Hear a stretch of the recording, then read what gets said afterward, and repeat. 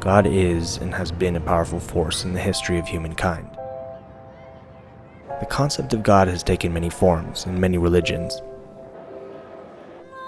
God has been given many names. Some claim that God is simply fiction, but that's meaningless to me because we are a race governed by stories.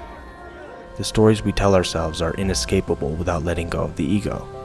Fiction is just in our DNA. This is going to be a little bit different. When I use the word God, I mean what I say in a secular sense.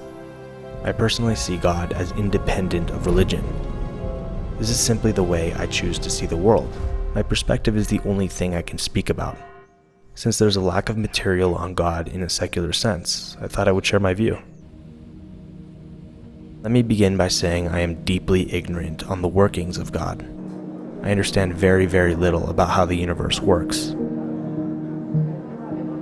I can make only the most basic of observations. For example, sometimes water falls from the clouds in the sky, and sometimes it's the sun that's peeking through the leaves. Sometimes I feel like life piles up on my chest and throat and I can't get the air that I need, and other times I'm okay, I'm alright. I can't tell you what it means or why it happens. I have no clue why I or any of us are here and what we're supposed to be doing. Naturally, I spend a lot of time thinking about God. It seems like a lot of people look to God to answer all of these impossible questions. And yet, so much that is said using this three-letter word doesn't make sense to me. What about the insane injustices that exist in this world? What about the suffering that occurs in all of our lives? Why do people have to die? Why do all things come to an end? I feel like I keep trying to add 1 + 1 and getting 5, or 6, or 27. I think a lot about how quickly time is passing. Sometimes moments occur in my life and I feel unable to grasp their meaning. I'm aging.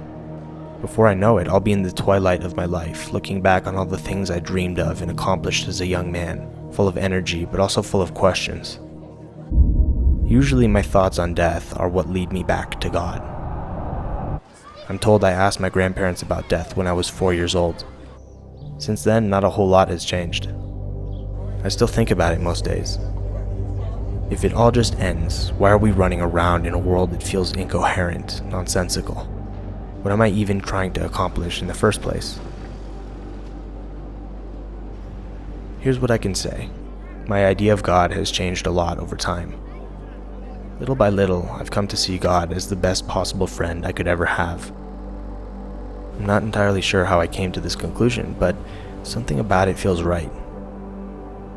This is a friend that loves me so purely and deeply I'm unable to understand its depth. God is a friend that will not leave me, and a friend that I have so much to learn from. My friend cares little about reverence, about shame, about respect, or about anything else that I do for that matter. There are no expectations. Instead, I see God as infinitely patient. Love is the only word God knows. You can turn your back to this friend, and I often do in my ignorance and selfishness. This is something I've done in confusing or overwhelming parts of my life. I say to myself, I'm so lonely or I'm so lost. In fact, I think I spend the majority of my life bumping against my many invisible walls, living in the limitations of my mind, figuring out how to understand and take care of myself. None of this changes the fact that God is and will always be there. This is a comforting thought for me. I run around trying to prove myself in the world, looking for recognition and acceptance. We act in funny ways when we're desperate for these things. I'm unnecessarily competitive. I have a little bit of a temper. I'm not the best with criticism, and I've been selfish at times. I spend a lot of time trying to rationalize the way things work, trying to connect the dots, to fix myself. I don't think this is how God operates.